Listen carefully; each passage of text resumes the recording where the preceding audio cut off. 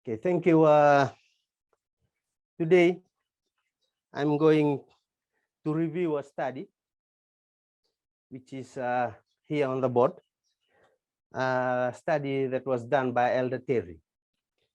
We know that this study has got two parts, part 1 and part 2.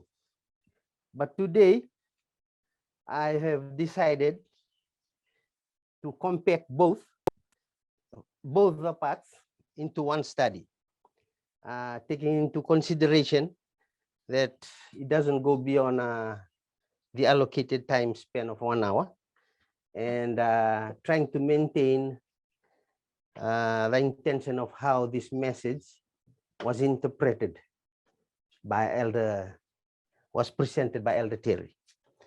I remember when I first joined Adventism way back in 2011, I always had that fear in me after hearing for the first time the third angel's message of Revelation 14 verse 9. And can someone read that? I'll ask one of my twins to Revelation 14 verse 9.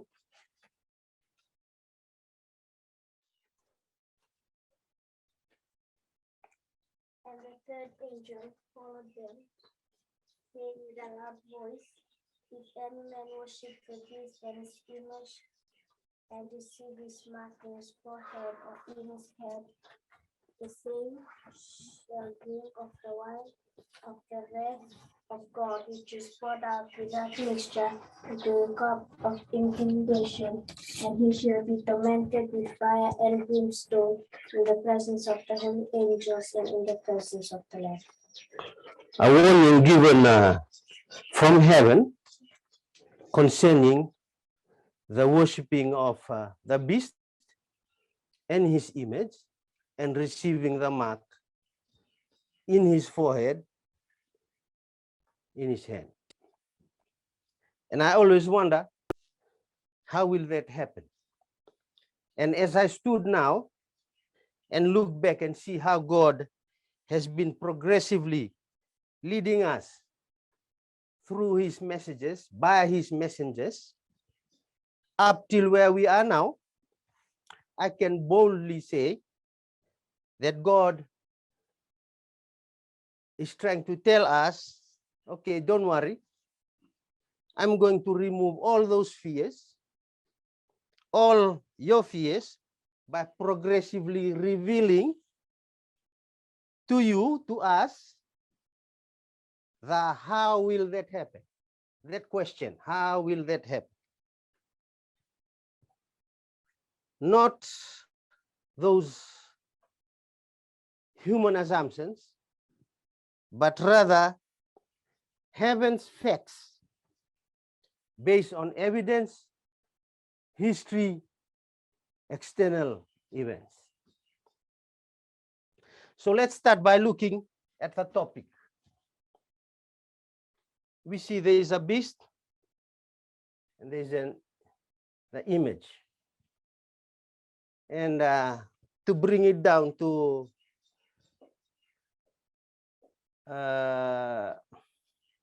our level, a simple illustration, I would rather suggest an object and an image.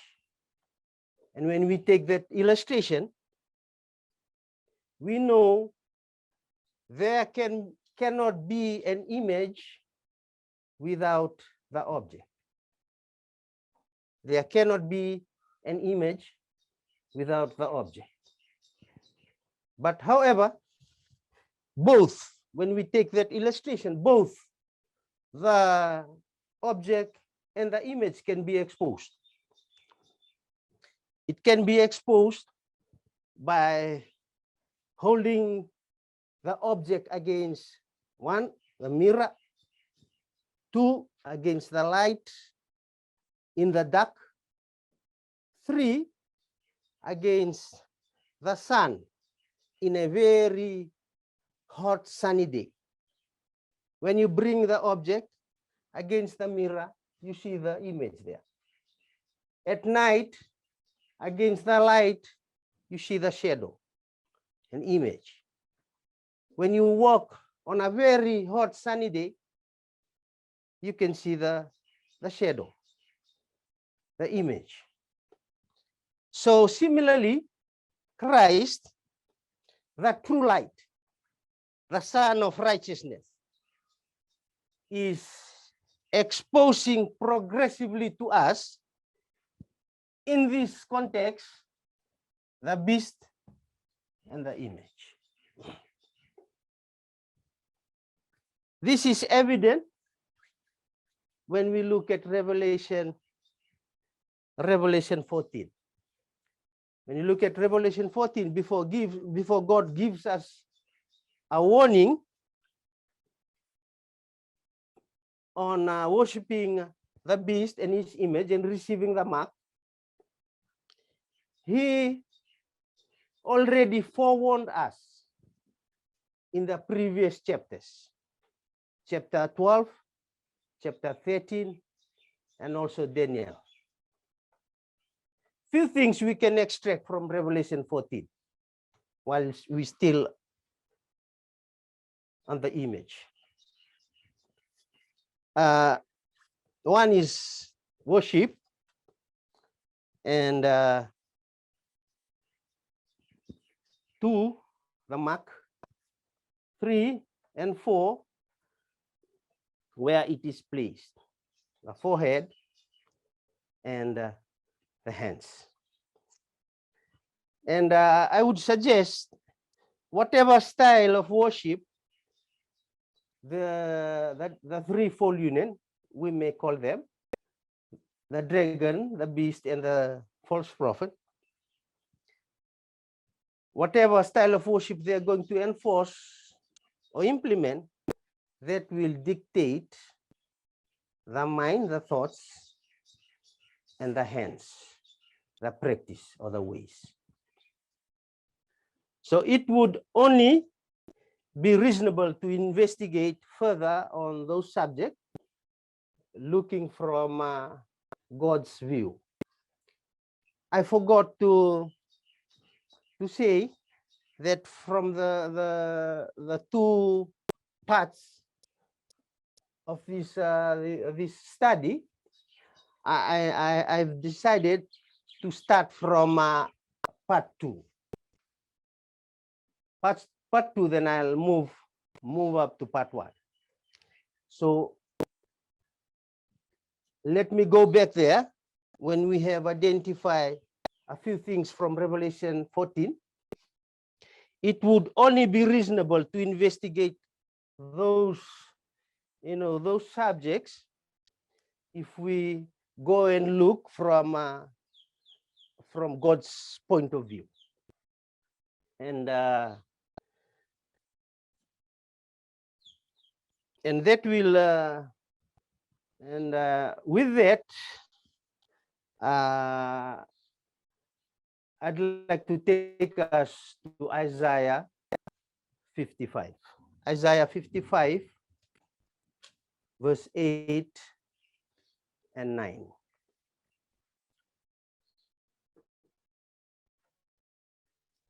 Isaiah 55, verse 8 and 9, it reads, "For my thoughts are not your thoughts, neither are your ways my ways, saith the Lord. For as the heavens are higher than the earth, so are my ways higher than your ways, and my thoughts than your thoughts." And before I explain on this, I'd like to read a quote from SOP, third angel, three selected messages, 419. 3 selected messages, 419.5. It says, The last books of the Old Testament shows us workers taken from the labors in the field. Others were men of high ability and extensive learning, but the Lord gave them visions and messages. These men of the Old Testament spoke of things transpiring in their day. And Daniel, Isaiah, and Ezekiel not only spoke of things that concern them as present truth, but their sights reached down to the future and to what should occur in these last days. So from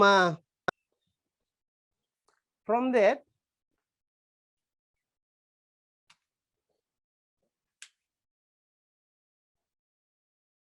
we know from that quote, we know Isaiah was not only advising literal Israel.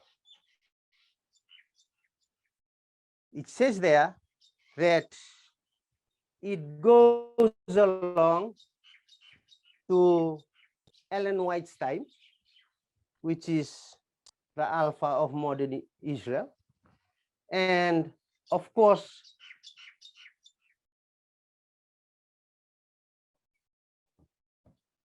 what should occur in these last days? And that is the omega of modern Israel. And let's investigate what God is trying to tell these four histories. And before I go to that, I'll read another quotation from GC 343.1. GC 343.1. It says, the work of God in the earth presents from age to age a striking similarity in every great reformation or religious movement. Second sentence, that's where I'd like to focus. The principles of God's dealing with men are ever the same. So let's try and investigate that according to what Isaiah says here. And according to Isaiah tells us that my thoughts are not your thoughts, neither are your ways my ways, said the Lord. So we can put thoughts here, slash ways, and then it further says it's comparing with ours, so God's and ours, and then he mentioned the difference. Heaven and earth.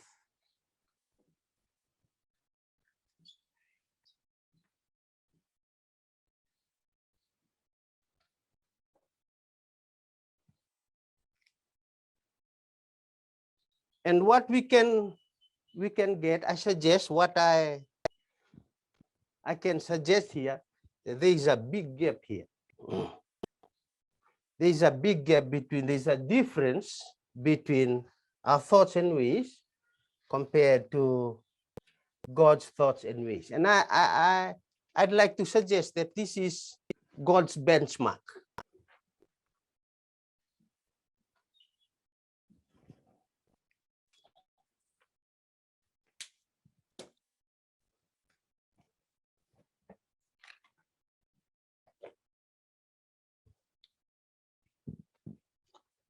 So God does not leave us there. He doesn't leave us, okay, you stay there, and I'm up here, and you find your way up. He doesn't do that. And that can be reflected in those four lines, four histories we know that the Alpha of literal Israel, we know a few people were chosen by God. Moses, I would suggest an illustration, an example. Come to the Omega of literal Israel, we know the disciples. And the modern Israel, the Alpha of modern Israel, we know Ellen White and a few pioneers, Adventist pioneers. And of course, in the Alpha, in the Omega of modern Israel, it's reflected in Revelation 14:1, where God, Christ the Lamb, is seen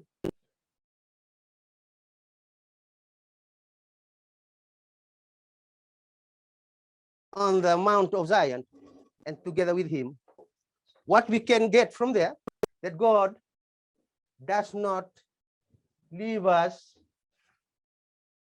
to be here, and then he's up there. So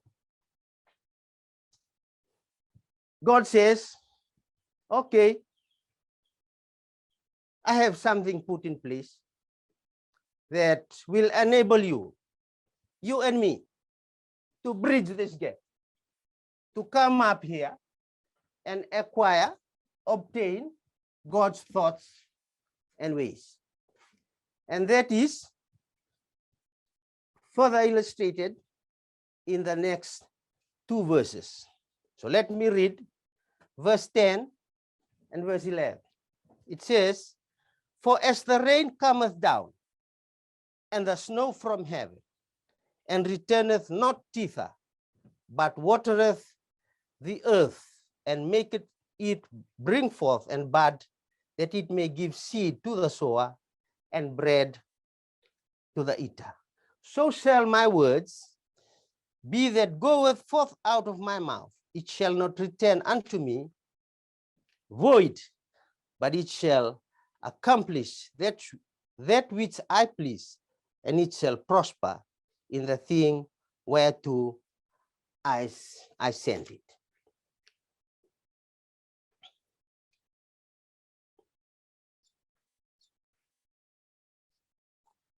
So God, because of his character reflected in John 10 verse 11, I'm a good shepherd, and I give my life for my sheep. He's telling us, I've got a way. I've got a methodology. I've put in place a plan, a strategy, so that you can bridge this gap and come up and be here with me. And after reading the wordings of verse 10 and 11,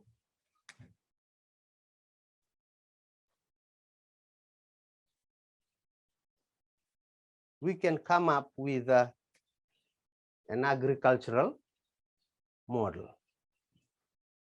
Agricultural model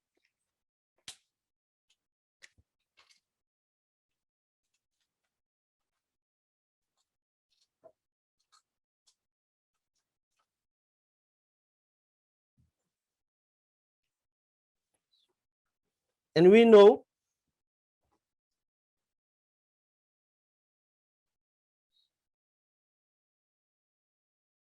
we have 5 waymarks, and in 1989 we've been seen as a very bad farmer with our field full of thorns and thistles.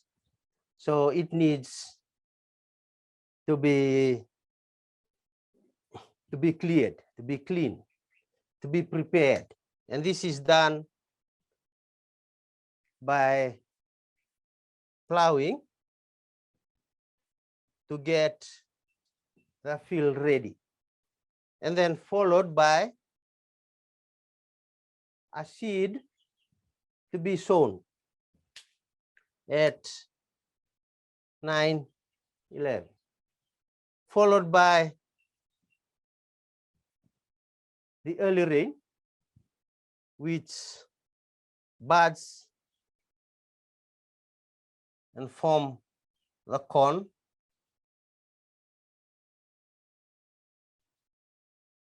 and then the latter rain, which ripens the fruit and prepares it for harvest.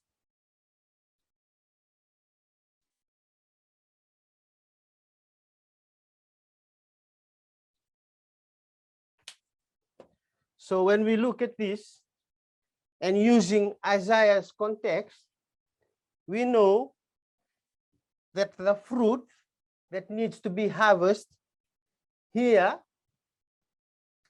I would suggest thoughts and your ways. Your thoughts and your ways. They need.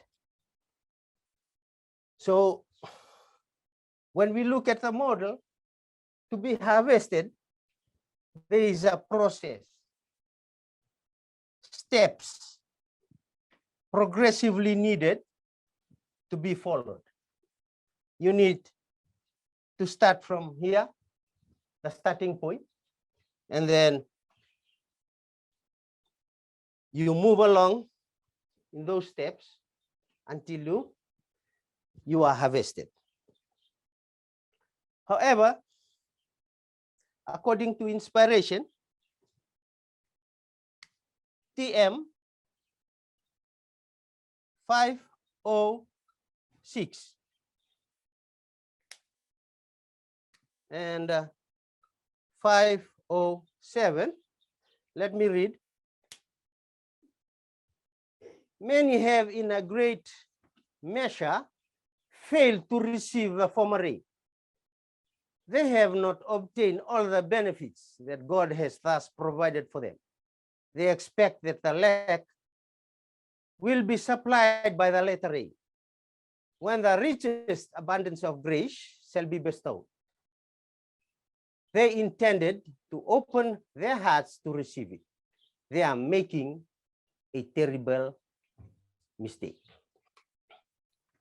So, what we get from there, from that quote, many thought of ignoring a few steps and then jump. It says there, they jump straight to their focus, go straight to lettering, which according to our line, that's beyond Sunday law.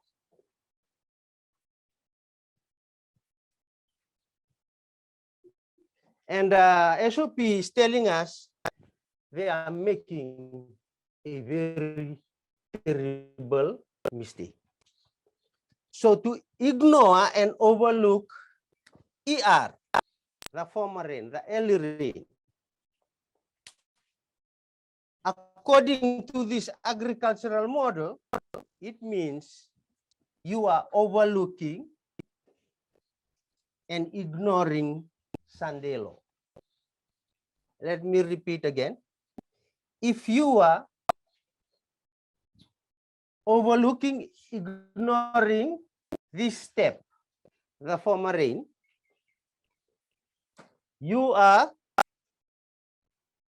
it means that you are ignoring and overlooking Sunday law.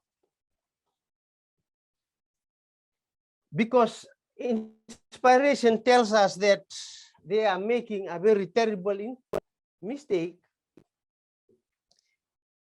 it makes me suggest how intense Sunday law is going to be. how complicated.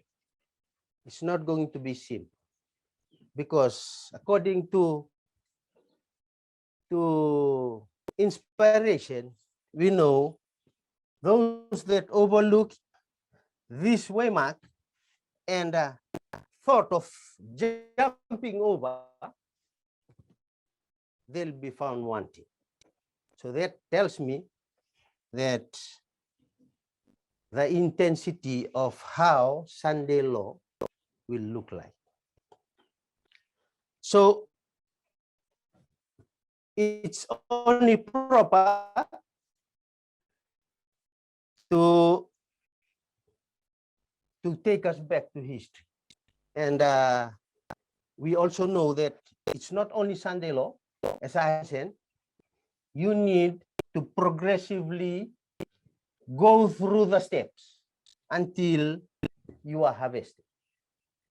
So with that, there's also a need for us to know the progressively steps, the messages that God is giving to us in these histories. So that's why I say it's only proper to go back and try to review our line.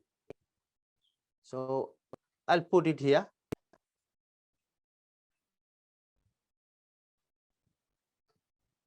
We'll start 1996.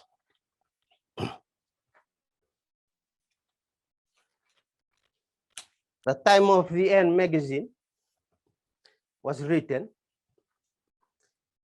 and prophecy has been fulfilled in 1989.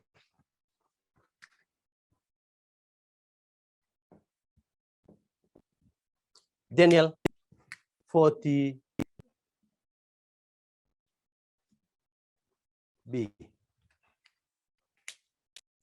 The very next thing to happen when you read Daniel 40, as soon as you finish the part B, the king of the north comes against him. The very next verse is verse 41. So the very next thing to happen was Sunday law. Sunday law in the US, United States of America. It's an exciting message to those that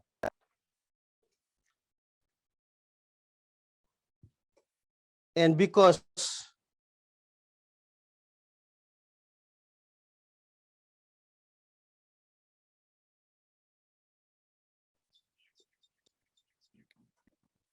prophecy is now fulfilled.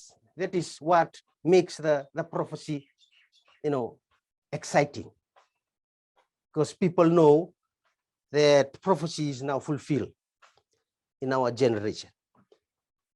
Prophecy is no longer a thing of the past. 1798, 1844. But then Sunday law did not come. Instead, we saw 9/11.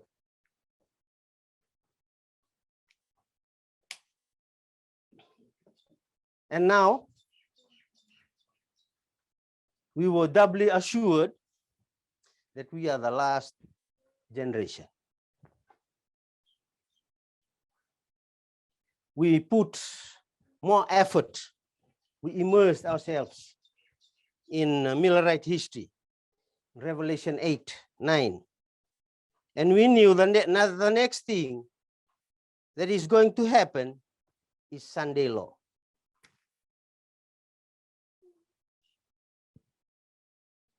In the USA. But Sunday law did not happen. Sunday law did not come. 27 years after 1989, we get to 2016. And it would be revealed that Daniel 11:40b contains future prophecies. Battles called Raphia, Peniam,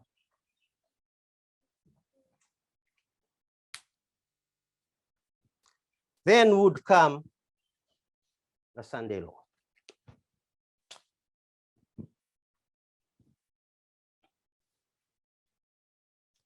So Raphia and Peniam were both battles. Then the midnight cry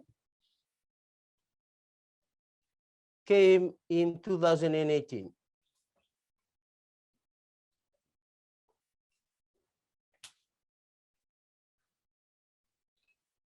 And we understood that 2016 and 2018 are both battles. And we can now give dates to Raphia and Peniam. So this is 2019, and that's 2021. All of these were based on our understanding of Pyrrhus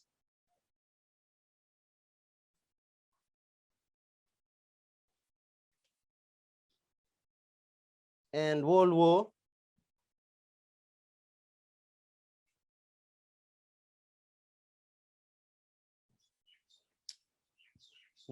II. That gives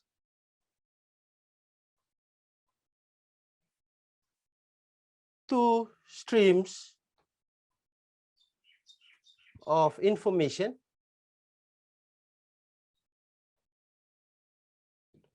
and the spheres of influence.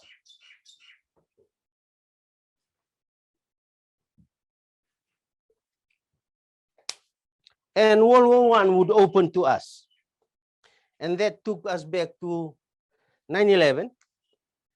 And now 9/11 would become 2001, because we realized that it is much more bigger than one day.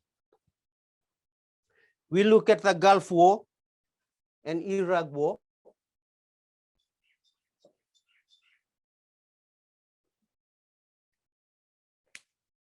And countries like Yemen, Syria, Venezuela, Libya, Iran, Ukraine, they become to come into focus. And now we realize we have a global message. The war between King of the North, Daniel 11:40b, and King of the South has now become more complex. We also began to unpack 1989, and we saw that there was a deadly wound followed by a death. Death of the King of the South. And at the end, a deadly wound and a death of the King of the South. So Sunday law, we know according to this history, it's held tight in this message.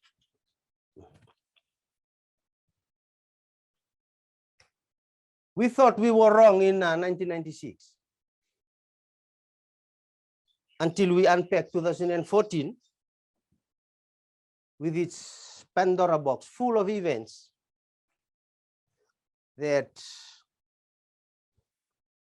we realized that even the board cannot accommodate. They were full of events. Something that was initially very simple, over 30 years of development, has become more complex. And this is just half a verse. So unpacking 2014,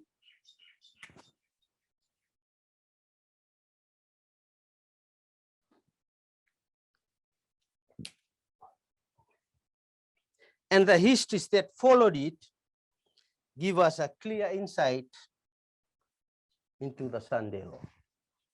Daniel 11:41.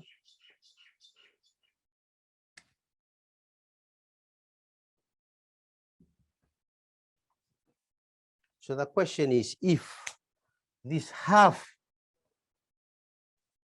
the verse is complex, why would we expect verse 41 to be seen? We know it's not going to be seen.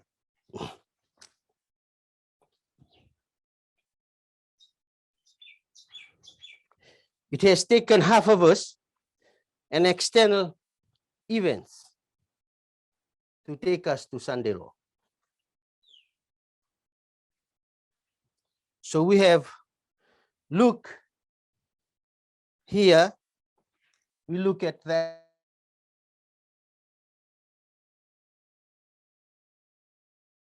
external events, but there are also internal events.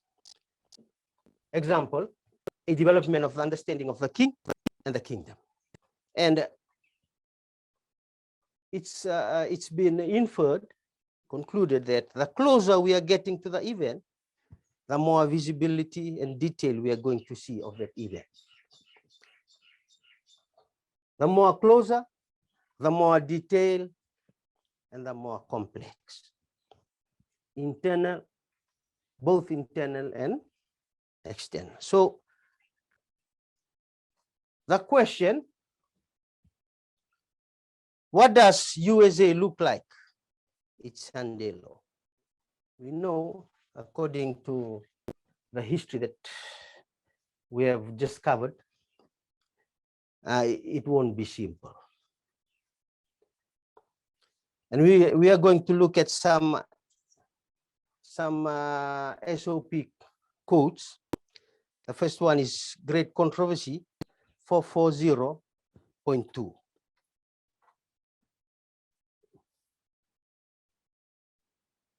It says, what nation of the New World was in 1798 rising into power, giving promise of strength and greatness, and attracting the attention of the world? The application of the symbol admits of no question. One nation and only one meets the specifications of this prophecy. It points unmistakably to the United States of America.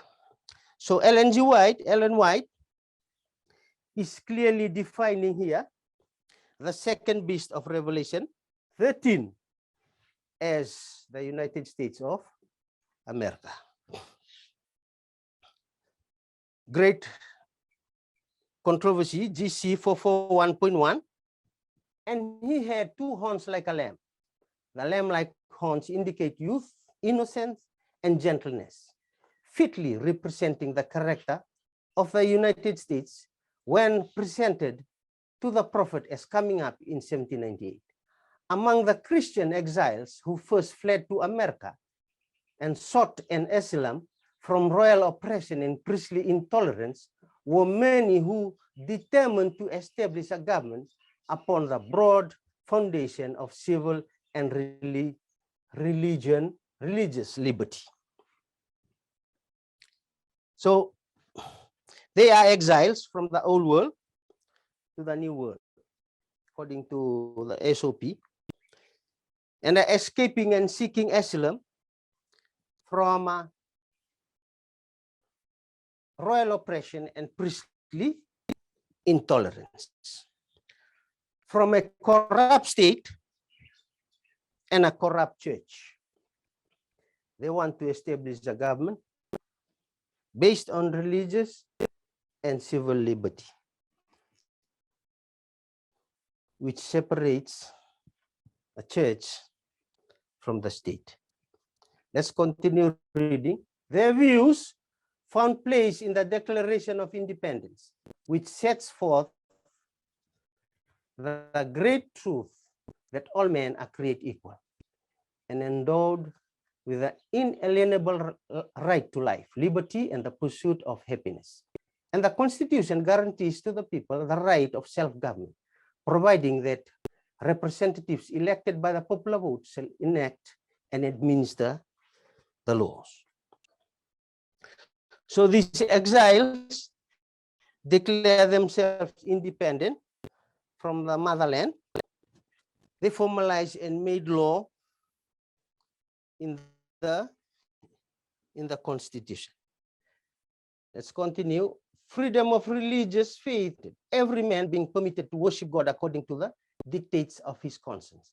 Republicanism and Protestantism became the fundamental principles of the nation. These principles are the secret of its power and prosperity.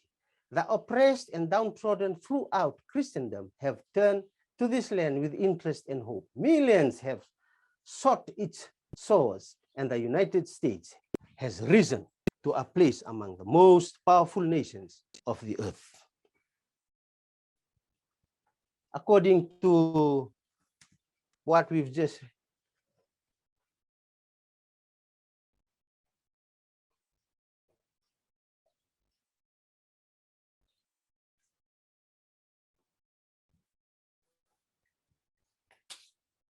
we have two horns that represent republicanism and Protestantism. Freedom from royal oppression and priestly intolerance. GC 441.2. But the beast with lamb-like horns spake as a dragon, and he exerciseth all the power of the first beast before him, and causeth the earth and them which dwell therein to worship the first beast, whose deadly wound was healed, saying to them that dwell on the earth, that they should make an image to the beast, which had the wound by a sword and did live. So this beast is going to speak as a dragon.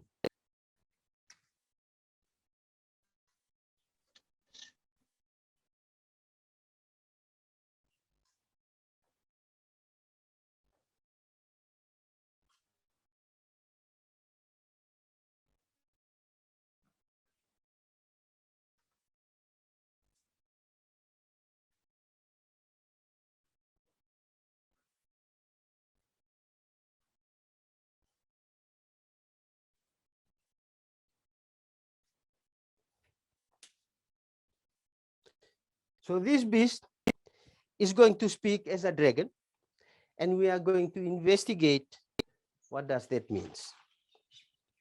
So there is a change. We know the second beast will make the image to the first beast. The first beast have a corrupt state and a corrupt church. So what does it look like for the second beast when it makes that image? Great GC 442. The lamb-like horns and dragon voice of the symbol point to a striking contradiction between the profession and the practice of the nation. Thus represented, the speaking of the nation is the action of its legislative and judicial authorities. By such action, it will give the lie to those liberal and peaceful principles which it has put forth as the foundation of its policies.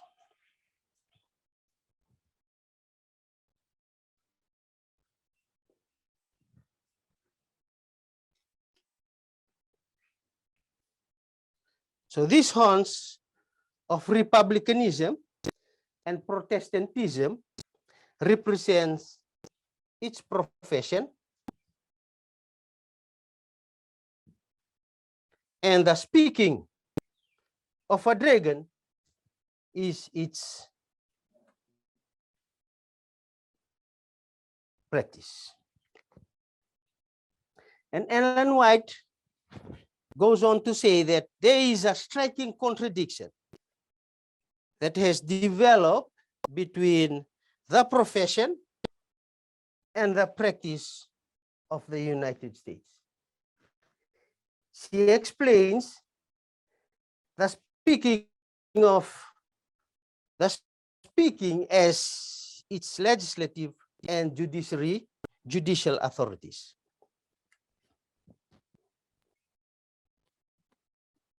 Legislative, that is Congress, which consists of the Senate and the House of Representatives, and judicial, Supreme Court,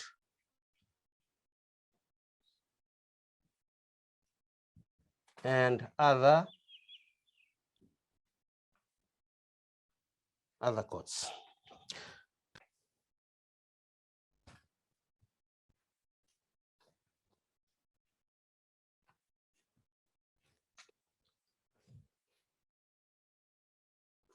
So there is a striking contradiction between what USA is professing and what it will practice through its legislative and judicial system. Let me continue reading. The prediction that it will speak as a dragon and exercise all the power of the first beast plainly foretells a development of the spirit of intolerance and persecution that was manifested by the nation represented by the dragon and the leopard-like beast. And the statement that the beast with two horns caused the earth and them which dwell therein to worship the first beast indicates that the authority of this nation is to be exercised in enforcing some observance which shall be an act of homage to the papacy. So we know what we can conclude from there, that the act of homage to the papacy is what we refer to as Sunday law. Let me repeat that. This act of homage to the papacy is what we refer to as the Sunday law. But there is a development of the spirit of intolerance and persecution before you get to Sunday law. And Ellen G. White is focusing on the two branches of the USA government. She doesn't mention the executive branch. She only focuses on these two, the legislative and the judicial. And also nowhere in the code of those two horns being broken. So they remain as they are. What exists is a striking contradiction. They say one thing, they do another. We call that hypocrisy. Hypocrites does not live up to its profession. So if we go back to 2014, which is the Sunday law for the priest, this is just to give some illustration of the development. Mitch McConnell, leader of House of Minority, is going to block Barack Obama's nomination for the Supreme Court. No longer will be the representative on the Supreme Court that profess freedom of religious. So the major development is connected with a judiciary branch. So that's one illustration of the judiciary branch of the government. From the legislative branch, Steve Bannon, Jeff Sessions, Stephen Miller will begin the purge of the GOP. And GOP is another name of a Republican. Okay, the Republican will now, Jeff Sessions and Stephen Miller, Republican will now be purged to centrist, moderate, and become far-right Christian extreme movements. All this development in 2014 happened during Barack Obama's term of president. We see that to support what I said here, that there is no that Ellen White doesn't mention the executive government. We see here that the executive branch, Barack Obama, is powerless to stop the development by the legislative and judiciary. So what was set up in motion in 2014 cannot be undone. So this striking inconsistency between USA's profession and practice in the USA is in motion now. A few developments we have given as an illustration. So it's rolling now. And when they give light to their profession, they're setting up the image of the beast. And if you give homage to the papacy, you receive the mark of the beast. So external events that are preparing us for the Sunday law crisis also serves as a warning for us as a movement. So the question is this: how does it apply to us? We understand that the mark of the beast and the seal of God are only two options.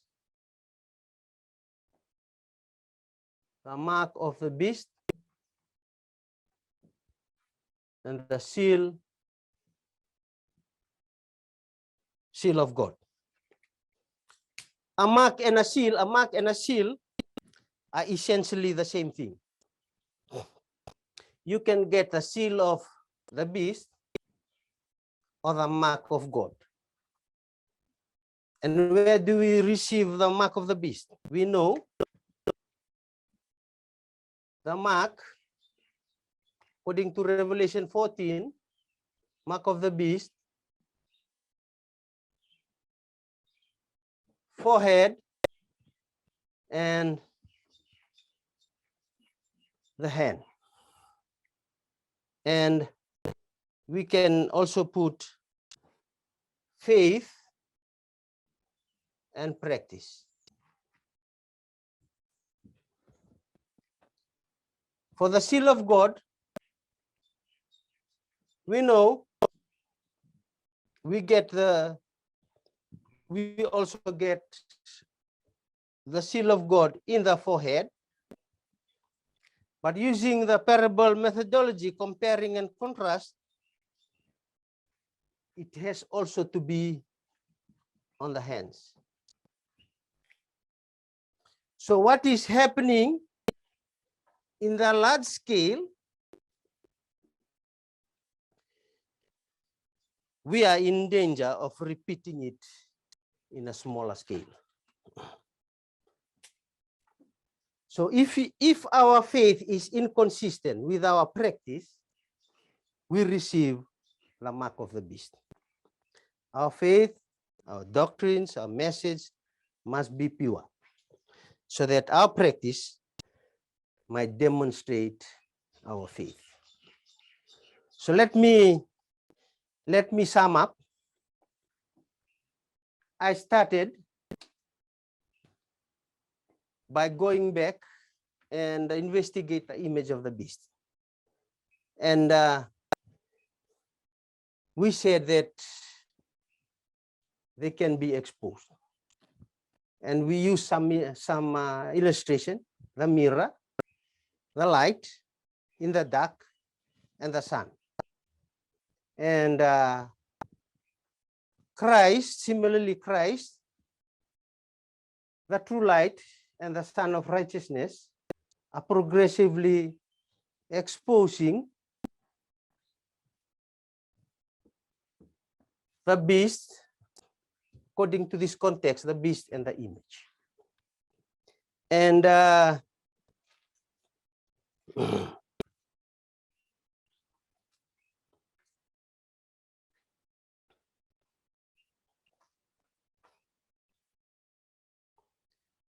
few things we extract from Revelation 14 when we mention the image of the beast.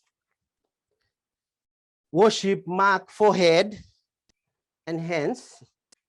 And then I suggest it would only be reasonable if we investigate from God's perspective, God's point of view, because we know these two opposing powers. It's God, that the three Godhead, and the dragon. I suggest we call them the threefold union. So when we look from God's perspective, we came up with this. We went to Isaiah 55. And from Isaiah 55, we identify God's benchmark. And those are the thoughts and ways, and there is a big difference. The difference was illustrated by heaven, how far heaven from earth.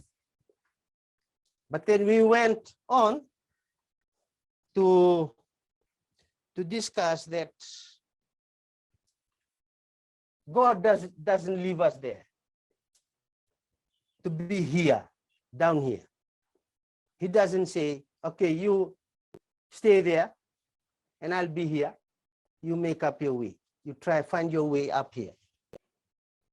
We went further to investigate that he has a way, a strategy, a methodology put in place, which is reflected on verse 10 and verse 11, and we came up with the agricultural model.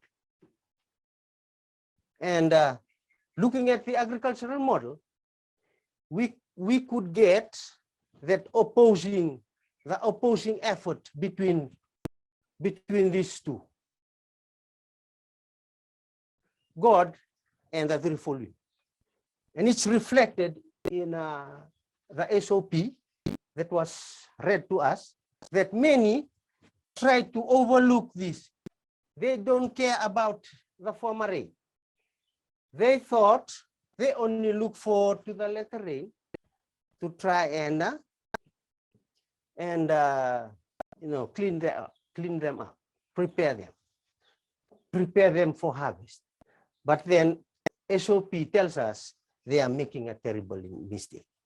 So with that, I suggested that from there, I could say that shows how intense Sunday law is. So this agricultural model, what we can also make from there, conclude from there, that it needs to be, it was meant to be progressively, one has to progressively go through each step.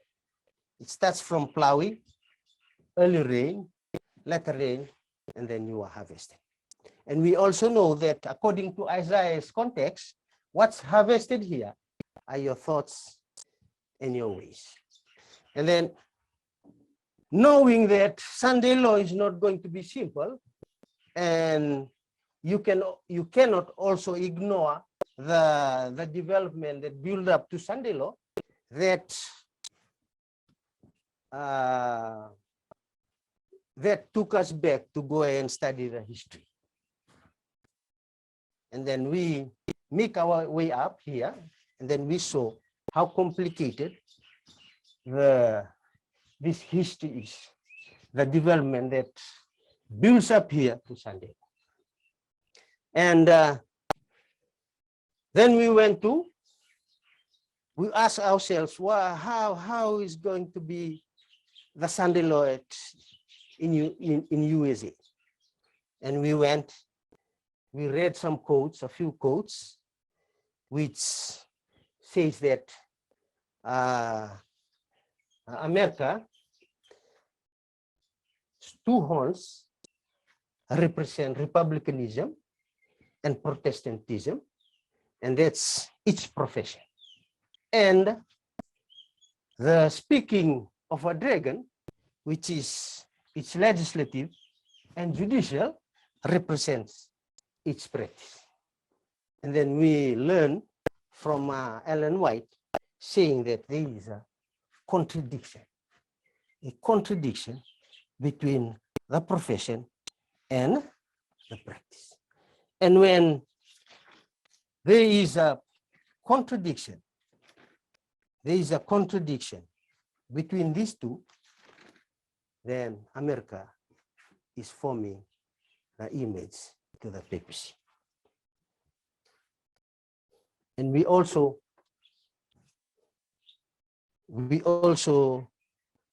learn that we bring it down to our own spheres, and then we concluded that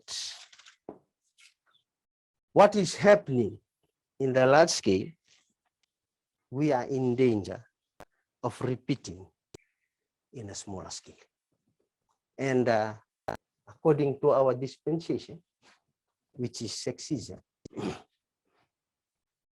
you can do the maths. And I know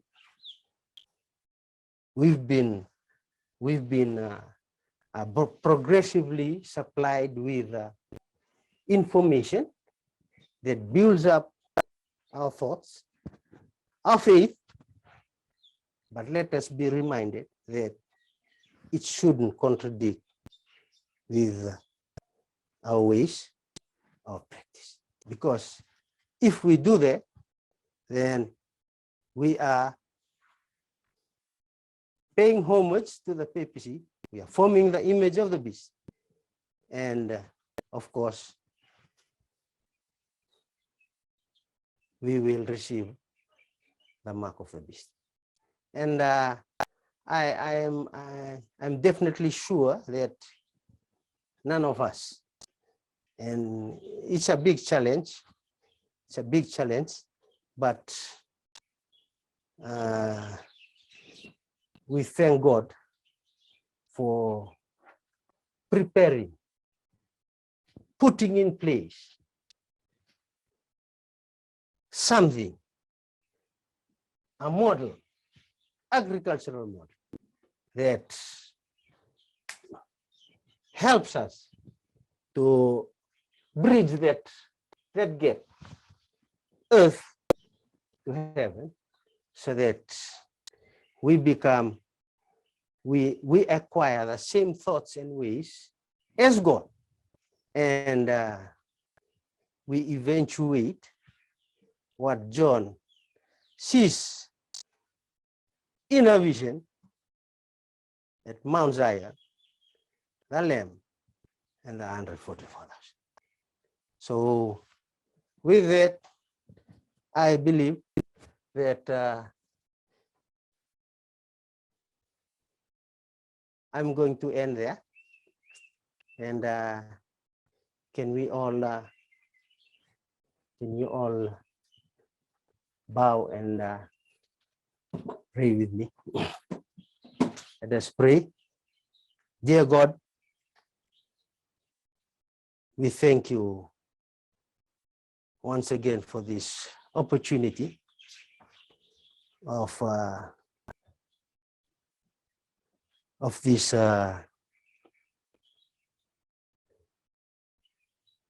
of sharing this this message together using the communication mode. We thank you so much for your presence. We thank you for the enlightenment of the Holy Spirit that enable us to review the topic that we did discuss this morning. We know it's a very interesting study because in it lies the heavenly warning in Revelation 14. If any man worship the beast and his image, he shall drink the wine of the wrath of God. And we don't want to be part of that group. And we thank you for the methodology, for the strategy put in place that enables us to bridge that gap, to come up and acquire heaven's thoughts and ways. And we know that is also what the threefold union are going to address.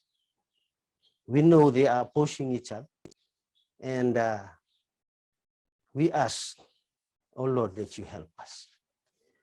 We pray for the next program, we pray for the next speaker, and we pray for the movement as a whole, the elders and the members that are joining in this platform. We ask all these things in no other name, in Jesus Christ's name, our Lord and our Savior. Amen. Thank you, Jekope. Has anybody got any questions or comments for Jekope today?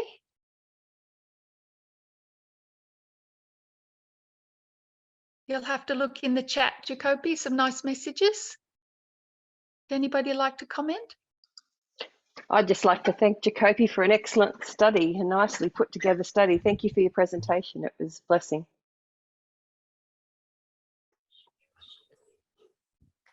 So if I could just make a qualifier, when we use Great Controversy, page 442, I believe, where Ellen White speaks about the speaking of the nation as the action of its legislative and judicial authorities, and relating that back to the horns. And in that passage, she's not speaking about the executive branch. If I could take your minds back to the daily in the book of Daniel. In Daniel chapter 8, that daily is lifted up and exalted. It doesn't go anywhere. In Daniel chapter 11, that daily is taken out of the way. It's gone. It's removed. So we have to juggle both things. It doesn't go, and yet it goes, depending on what story you're telling, depending upon the theme of the chapter. So what Ellen White and Elder Tess were emphasizing in their talks was the role of the legislative and judicial branches. And yet, if we tell another story, we also know that you cannot take the executive branch out of the equation either. So both apply. The executive branch is a major part of the Sunday Sunday law controversy. The executive and judicial branches are a major part. So in this study, and also in what Ellen White addresses in Great Controversy, and this study was a repeat of an Elder Tess study, and what she was emphasizing by going to the legislative and judicial branches doesn't negate the fact that the executive branch will have a major role to play in the Sunday law. So I just want to make that clear, that we juggle the two things. Nothing wrong that was said today, but we also have to remember that the executive branch is there as well. So thank you, Jekope. I really appreciate that. Look forward to hearing you speak again. It's, as Catherine said, it's great to have another local Oceania member taking the responsibility of presenting. So I really appreciate what you've done today. And we had good internet in the end. So what a blessing. Thank you, Vinata.